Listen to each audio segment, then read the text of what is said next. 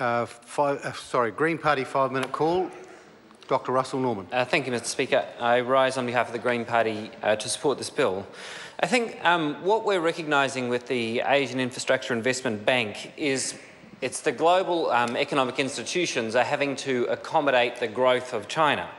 Now, of course, China's initial gambit was actually to increase voting rights and reform voting rights in the International Monetary Fund. But that attempt to reform the International Monetary Fund and voting rights within the International Monetary Fund has been blocked by the US Congress. People may or may not know that within the International Monetary Fund, in order to change the voting rights, you have to get an 85% vote on the IMF. And of course, the United States controls 16% of the votes on the IMF board, so can block any attempt to reform voting rights on the IMF board. China, of course, only has about 3.8% of the vote in the IMF, yet currently represents more like 15% of global GDP. And so the old economic institutions, the Bretton Woods institutions that were set up after the Second World War, they were an attempt to represent and to represent the global economy at the time and to provide global economic governance of a sort. And they've done that at times well and at times extremely poorly. But those economic institutions simply have to change to reflect the rise of China, and they have not. And really the US government, in particular the Congress, has only itself to blame for the invention of the AIIB, the Asian Infrastructure Investment Bank. Because what China said eventually when they got completely frustrated by the lack of reform in the global economic infrastructure is they said, OK, we'll set up our own.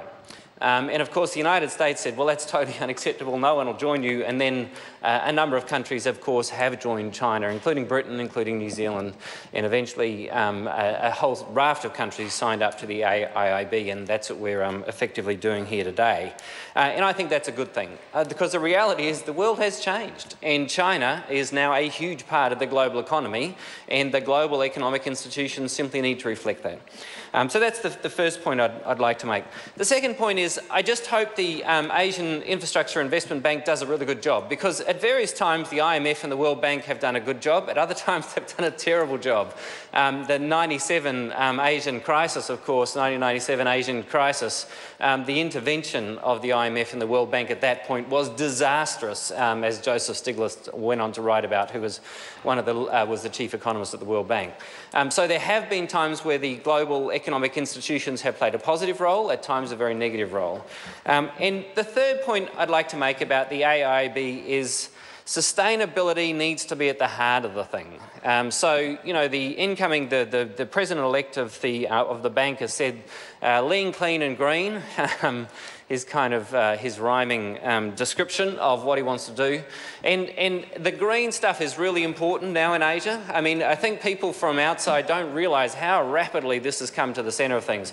Obviously, a lot of it's about air quality in those giant Chinese cities. Air quality now has become a big focus. But also the Chinese government is also getting its head around climate change in a big way, and of course is the world's leading producer of solar panels and is the leading installer in many of a lot of different kinds of renewable energy. So the green part of it is tremendously important, and we need the infrastructure that is built over the next 20 years in East Asia in particular, where there's just East and South Asia where there's a massive growth. If that infrastructure uses clean energy rather than coal and dirty energy, that will make a fundamental difference to the future of climate change on this planet. And that really is going to be one of the deciding factors. Does India, for example, put in coal-fired power? Or does India use sustainable energy? That will be one of the deciding factors in the future of planet Earth for us and our children. That is one of the key questions, likewise all through Southeast Asia and East Asia.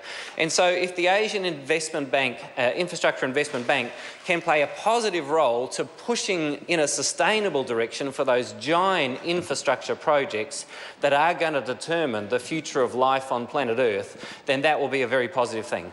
Of course, we don't know yet the outcome of that, but the Green Party is very hopeful from some of the early comments that it will be sustainable and it will push push infrastructure in a sustainable direction, and we very, very much hope that New Zealand uses its influence to push infrastructure in that direction. Of course, unfortunately, the current New Zealand government obviously goes in the opposite direction, but at some point, hopefully, there's some representatives on the board from New Zealand that push that bank to embrace sustainability more than it already is. Thank you, Mr. Speaker.